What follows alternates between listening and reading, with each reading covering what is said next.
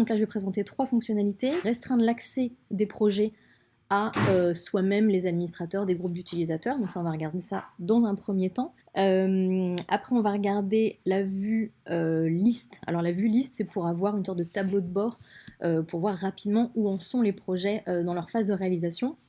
Étant donné que jusqu'à maintenant, il fallait dans chaque projet déposé par les utilisateurs pour voir où ça en était. Voilà, dans les cadres d'appel à projet, budget participatif notamment. Et puis, voilà, ce qu'on va voir après, c'est à quoi ça ressemble maintenant quand on est un utilisateur et qu'on doit valider son compte, étant donné qu'on a retiré l'expiration qui était présente avant. Donc, je parlerai un peu de pourquoi est-ce qu'on a fait cette modification et ce que ça change et pourquoi c'est mieux maintenant. Donc voilà, donc je vais partager mon écran maintenant et puis on va aller sur l'instance de démo pour regarder la restriction d'accès au projet. Alors, donc là, on est sur l'instance de démo. Donc j'ai créé un projet qui s'appelle Budget participatif 2018, qui est ici. Donc, voilà, donc là, on est sur un projet standard. On voit qu'il est ouvert au public. En tout cas, là, il est accessible à tout le monde et n'importe quel utilisateur connecté pourra le voir dans la liste des projets participatifs. Donc la raison pour laquelle on fait une restriction de projet, il y a plusieurs utilités et plusieurs raisons pour lesquelles on voudrait restreindre l'accès à un projet. Premièrement, c'est si on est en train de travailler dessus et on ne veut pas encore que ce soit visible sur la plateforme.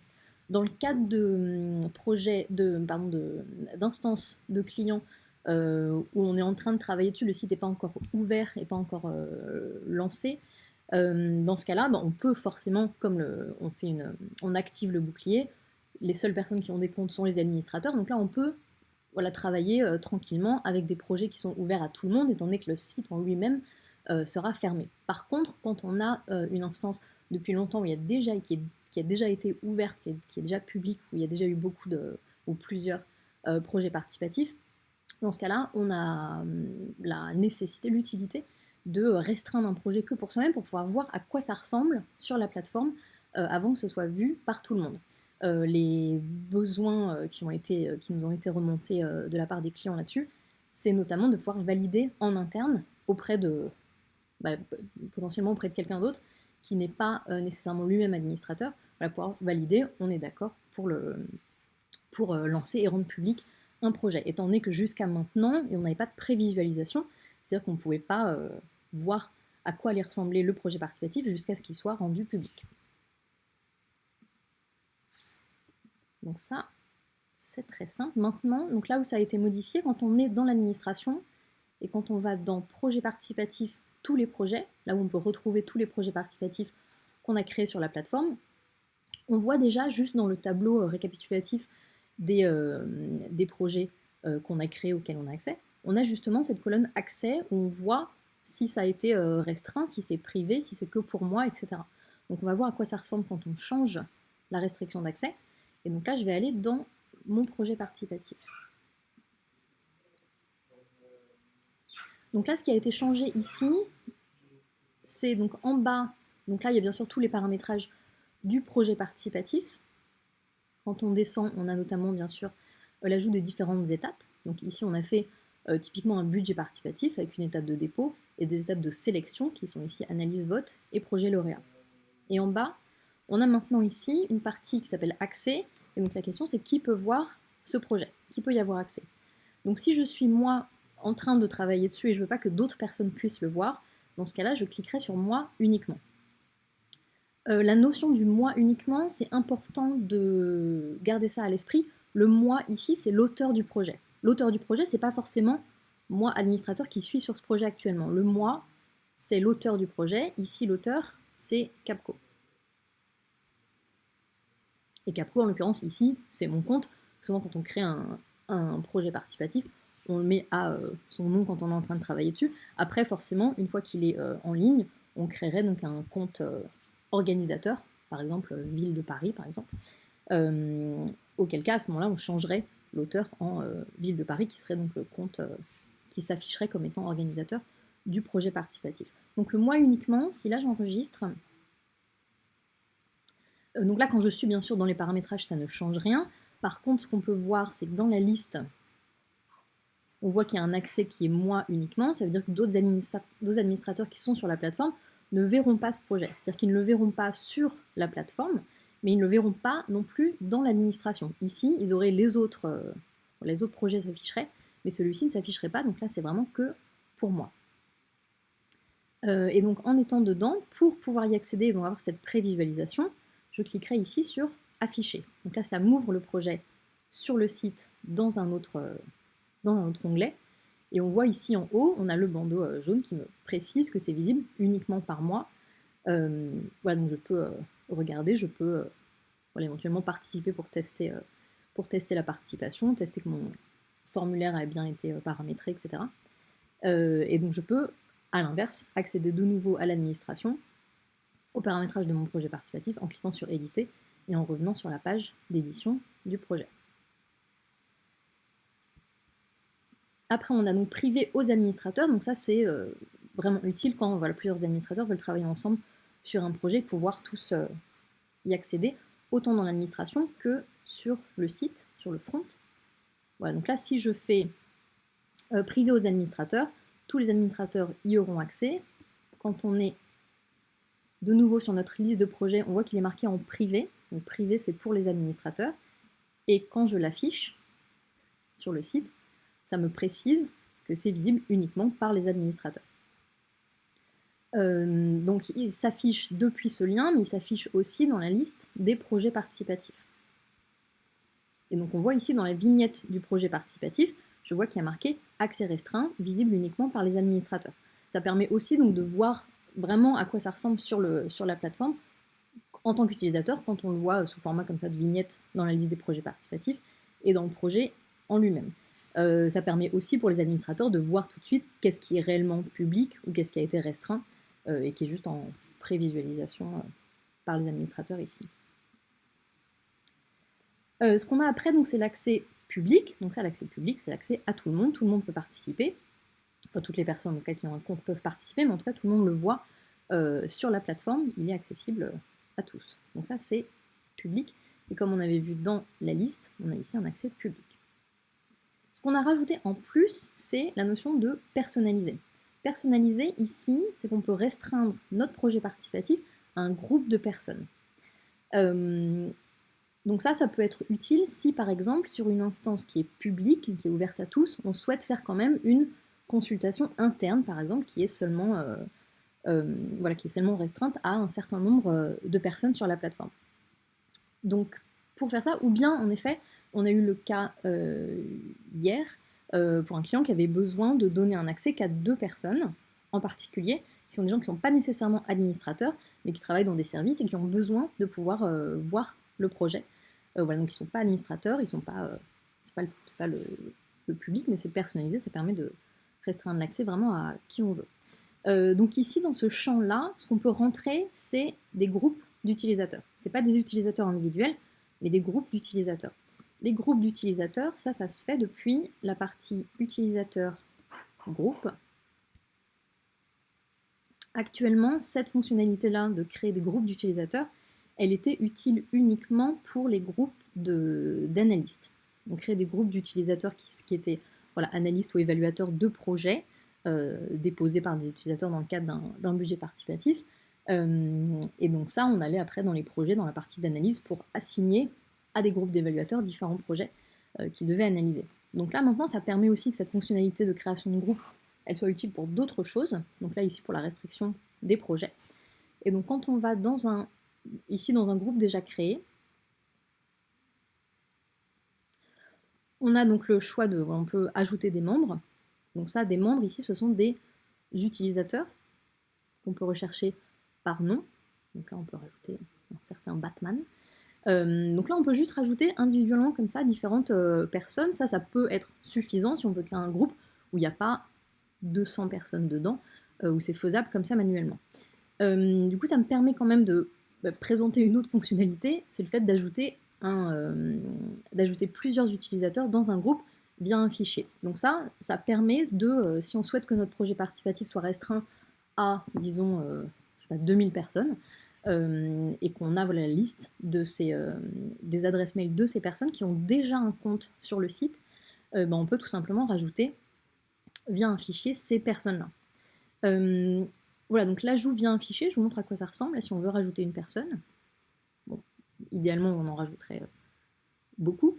Mais juste pour vous montrer à quoi ça ressemble, c'est vraiment extrêmement simple. Donc bien garder en tête que là, ce qu'on fait, c'est qu'on ne crée pas des comptes utilisateurs, on ajoute juste dans un groupe des membres, enfin des utilisateurs qui sont déjà présents sur la plateforme, qui ont déjà un compte, c'est juste qu'on va pouvoir les mettre dans un groupe et donc après leur donner accès à un projet en particulier. Donc ici, pour vous montrer à quoi ça ressemble, c'est vraiment simple, on a juste à cliquer ici sur le modèle de fichier CSV vierge qu'on va pouvoir remplir avec les différentes adresses mail des utilisateurs qu'on souhaite ajouter. Donc ici, si je le télécharge, donc c'est vraiment juste un CSV ici qui s'ouvre en Excel où on a juste une seule colonne qui est l'adresse mail. Donc ici, si je rajoute, bon là je le rajoutais manuellement, mais dans le cadre d'un projet qui serait restreint à vraiment beaucoup de personnes, voilà, le client aurait déjà une liste d'adresses mail à ajouter. Et donc juste en faisant ça, là j'ai enregistré, et donc je vais dire à ce... Voilà, je vais rajouter des membres en important depuis le document que je viens de modifier.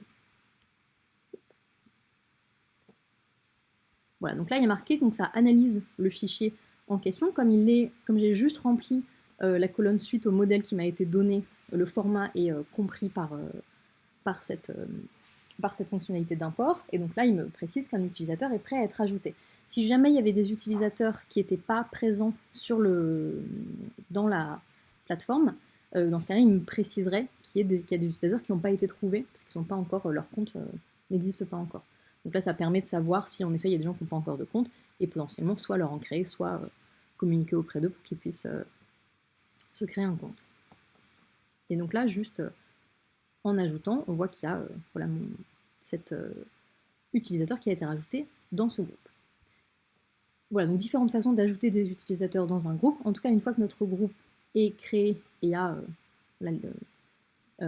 les membres qui doivent en faire partie, dans la partie personnalisée ici de la restriction d'accès, on peut donc sélectionner ici par exemple le groupe d'utilisateurs, qui est le groupe que je viens de créer. On peut aussi rajouter différents groupes, si on a une nécessité que ce soit des groupes enfin des utilisateurs qui soient séparés dans différents groupes, parce qu'il y a par exemple un groupe qui a accès à 3 projets et puis un autre groupe qui en a accès qu'à 1. Donc ça, on peut vraiment s'organiser comme on veut là-dessus. Et donc une fois qu'on fait enregistrer, les 3 personnes qui sont dans ce groupe d'utilisateurs vont pouvoir avoir accès au projet. Quand j'affiche ce projet, donc c'est vraiment la même chose que la restriction aux administrateurs, comme on a vu dans la liste des vignettes des projets, on a les différentes... on a la mention du fait qu'il y a un accès restreint sur ce projet. Et donc là, c'est la même chose ici. Dans le projet, ici, on voit qu'il y a un accès restreint. En plus de ça, comme c'est un nombre de personnes défini, en cliquant sur accès restreint, je peux voir à qui est-ce que c'est restreint. Donc j'ai un groupe d'utilisateurs ici, et en cliquant dessus, je peux avoir le détail des utilisateurs qui sont dans ce groupe. Et en cliquant dessus, donc comme ce sont des utilisateurs qui ont forcément un compte sur la plateforme, je peux accéder à leur profil. Ouais, donc là, ici, seulement ces 3 personnes y ont accès, et donc maintenant, juste en rajoutant un membre dans le groupe, ce nouveau membre aura aussi accès au projet restreint.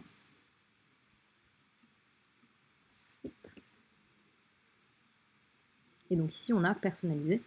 Donc c'est en rentrant après dans le projet qu'on peut voir quel groupe d'utilisateurs a accès à tel projet.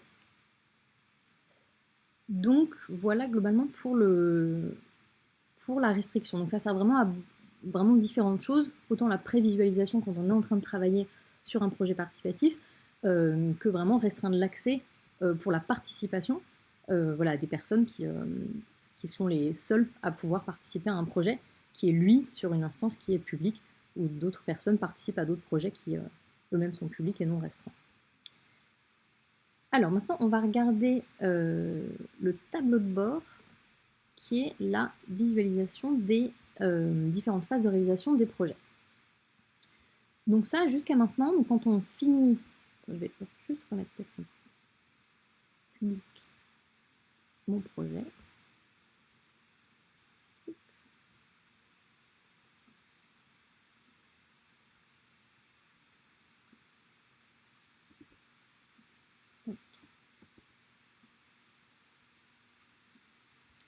Alors, donc jusqu'à maintenant, quand on crée un budget participatif, à la fin, à la dernière étape, qui ici est l'étape des projets lauréats, ça peut avoir différents noms, il peut y avoir d'autres étapes après, si d'autres choses se passent vraiment dans la chronologie du projet participatif, mais en tout cas,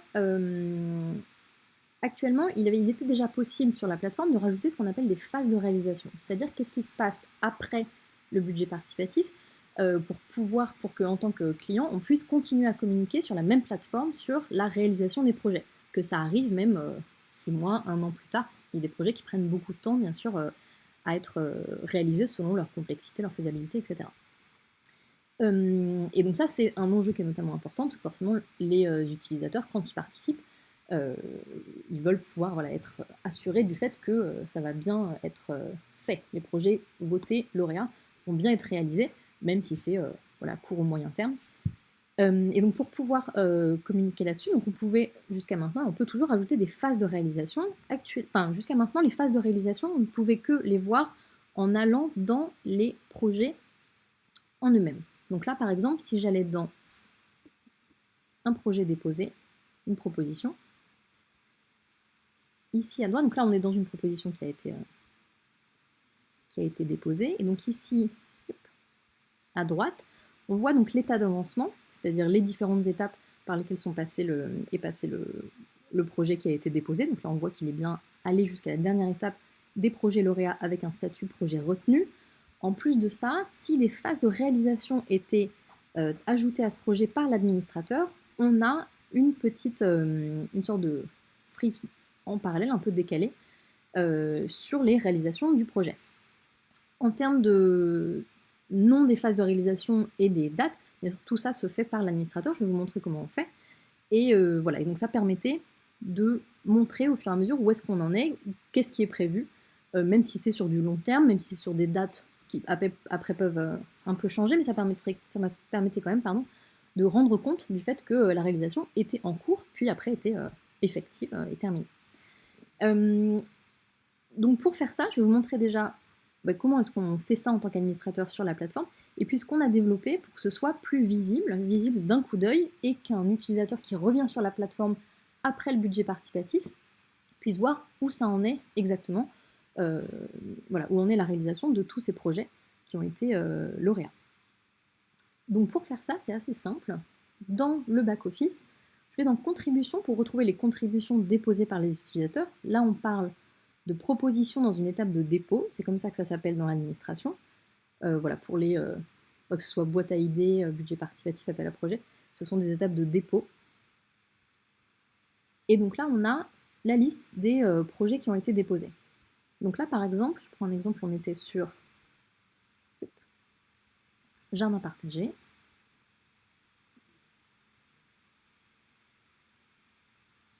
Donc là, je suis dans la proposition déposée par un utilisateur qui s'appelle donc jardin partagé, et dans l'onglet d'avancement, qui a permis ici, au fur et à mesure des étapes du budget participatif, de faire avancer justement cette proposition.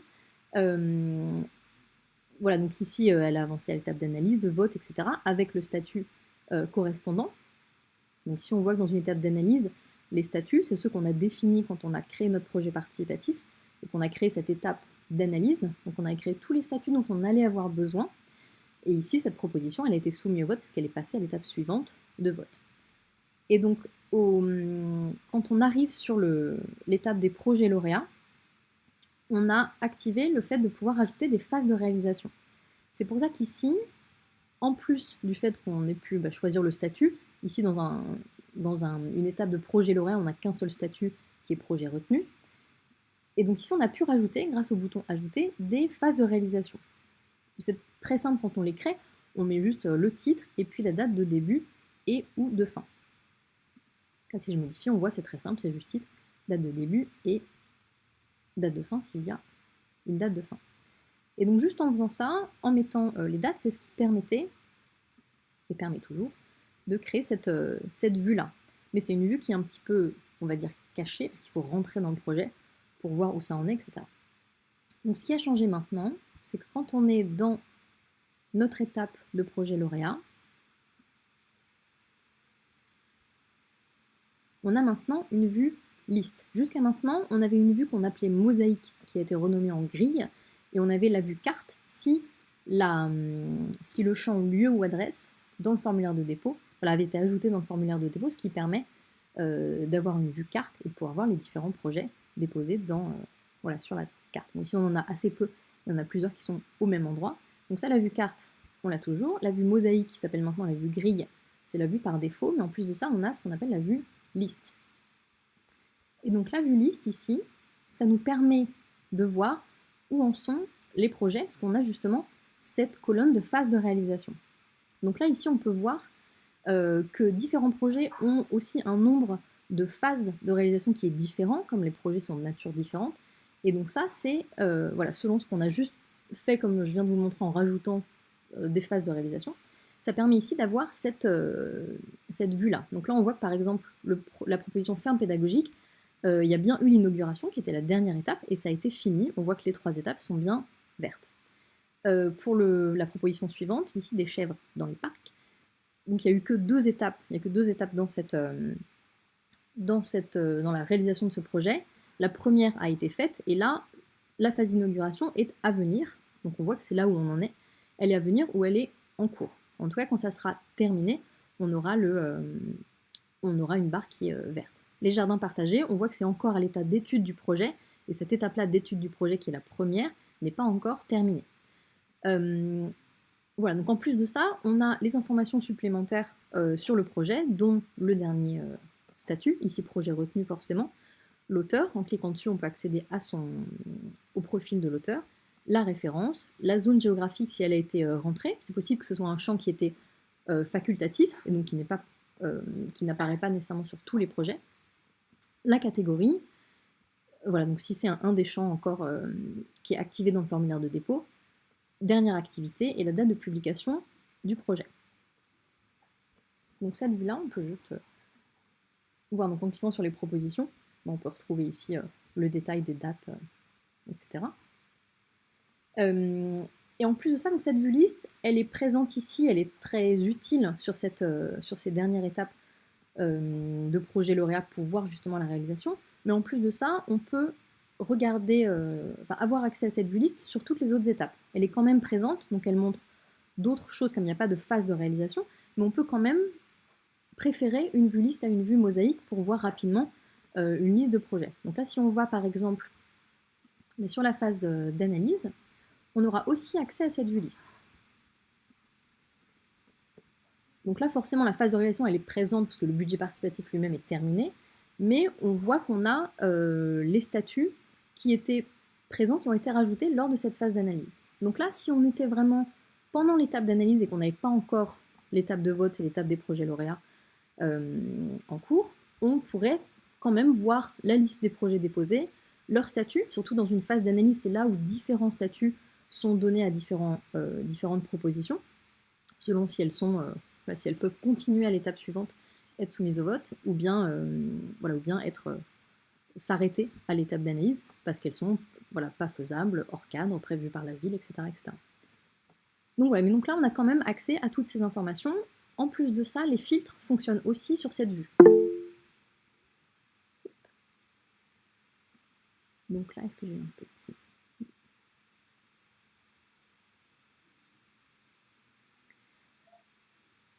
Oui, alors du coup, bonne question de Solène. En effet, pour le moment, sur la vue, dans l'étape des projets lauréats, on arrive directement sur la vue mosaïque, comme sur toutes les autres étapes, mais il est prévu, en effet, c'est quelque chose qui n'a pas été rajouté dans ce développement-là, mais qui va être fait, que la vue liste soit la vue par défaut dans cette étape de projet lauréat.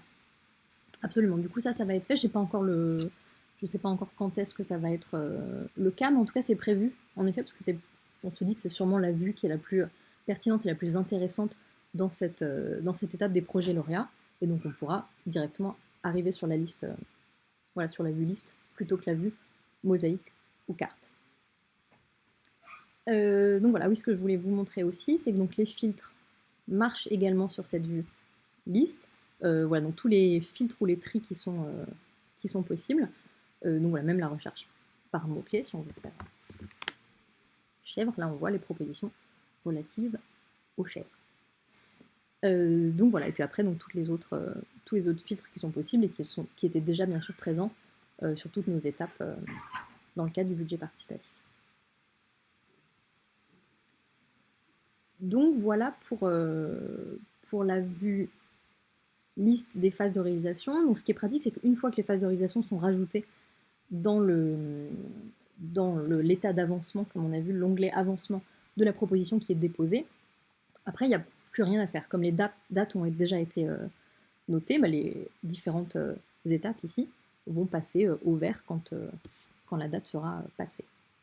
De plus, on peut bien sûr faire des changements sur les phases de réalisation, comme on sait, voilà, pour des travaux ou autres, ça peut être décalé, donc ça, il n'y a pas de problème, c'est pas figé, on peut retourner dans l'onglet d'avancement du projet et puis changer des dates qui vont se refléter donc, dans cette vue des phases de réalisation.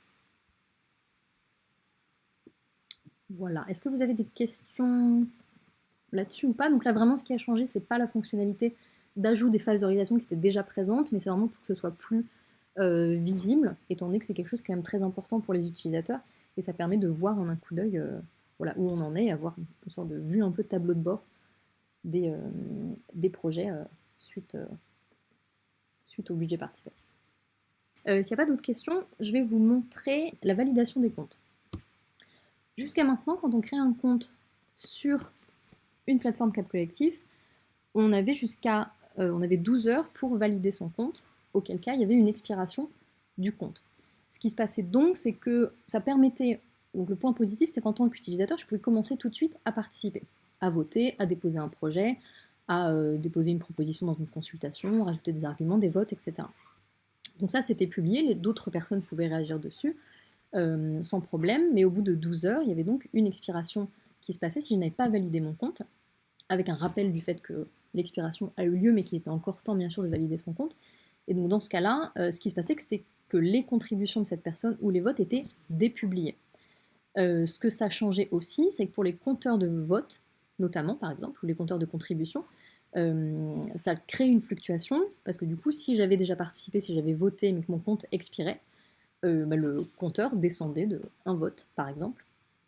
Donc ça faisait des fluctuations qui pouvaient être un petit peu importantes et surtout pas très comprises. Donc voilà, donc c'est notamment pour cette raison qu'on a changé notre façon de faire pour la validation des comptes et pour que ce soit plus transparent et plus clair pour les utilisateurs. Il y avait bien sûr quand même un bandeau jaune qui prévenait de l'expiration, mais visiblement c'était quand même pas suffisant. Enfin, du coup, nous à l'assistance, on le voyait aussi. Des gens qui n'avaient pas compris que leur compte expirait, ils n'avaient pas eu forcément l'impression d'en avoir été informés, alors que c'est présent dans le mail, etc. Mais bon, on n'est pas tous familiers avec ce type de choses-là. Donc il y avait quand même un petit...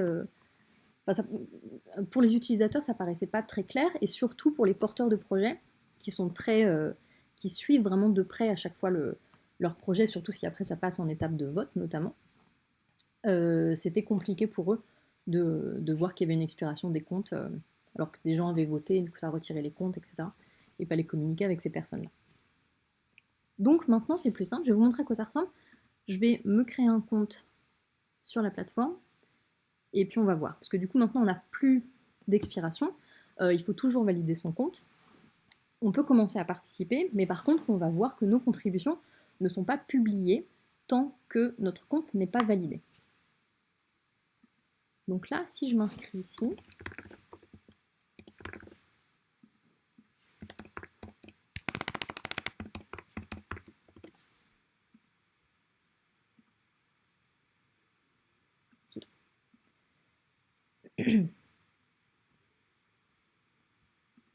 voilà. Donc là, je suis inscrite. Je viens de recevoir une notification me disant qu'il faut que je confirme mon compte. En plus de ça, donc j'ai toujours ici un bandeau jaune me disant que tant que mon compte n'est pas confirmé, mes votes et mes contributions ne seront pas publiés.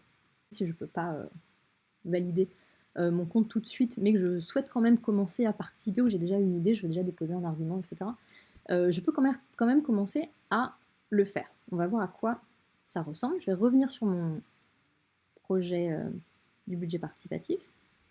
Et donc ici, je vais déposer une proposition.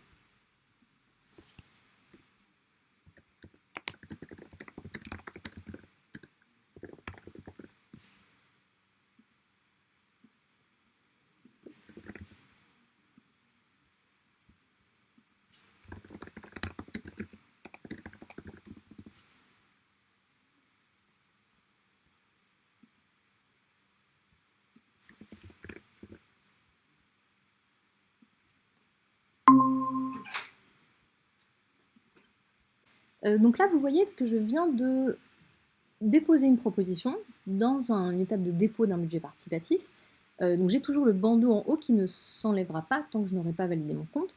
Mais en plus de ça, si je descends, je peux voir tout de suite que ma proposition, elle est en attente de publication. Donc ça, en passant dessus, si j'ai un doute sur la raison, ce que ça veut dire, en attente de publication, on pourrait se dire, c'est peut-être l'administrateur qui doit le publier manuellement. Donc pas du tout. Donc là, avec ce petit message qui apparaît quand on passe juste dessus, sur la mention en attente de publication, on me rappelle que mon compte est en attente de confirmation et que c'est la raison pour laquelle ma contribution n'a pas encore été publiée. Et que je peux aller voir le mail qui m'a été envoyé. Bien sûr, comme vous avez pu le voir dans le bandeau jaune, je peux renvoyer la confirmation si jamais je ne l'avais pas reçue.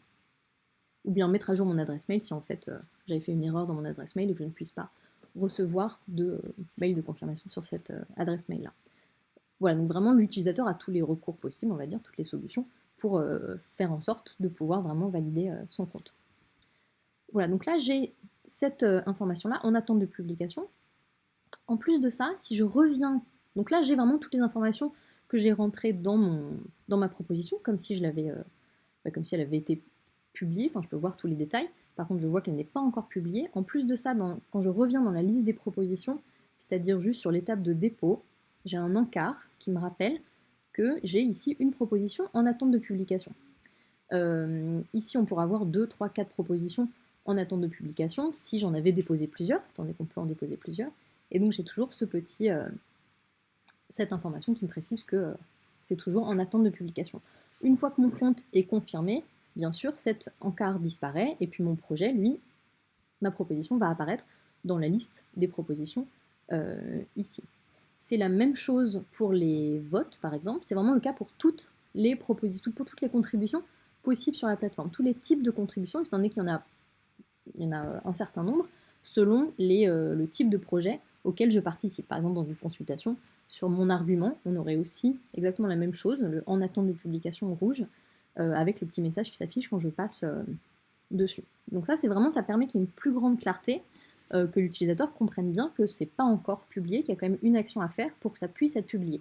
Mais ça ne l'empêche pas de commencer à voter pour les projets qui l'intéressent, déposer des propositions s'il a déjà des idées, etc. Ouais, donc là, par exemple, si je souhaite voter pour, on voit, là j'ai des conditions requises.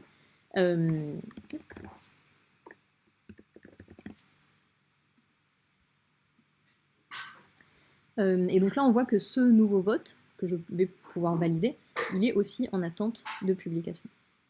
Et donc là, on voit vote en attente de publication sur le petit bouton. Je peux quand même annuler mon vote, bien sûr, mais en tout cas, si je vote pour, la prise en compte sera faite uniquement quand mon compte sera validé. Voilà globalement. Donc ça permet justement, enfin ce que je disais, cette plus grande clarté pour les utilisateurs, de savoir qu'il faut bien valider son compte pour pouvoir participer. Je peux vous montrer à quoi ça ressemble aussi sur les commentaires, par exemple, ici.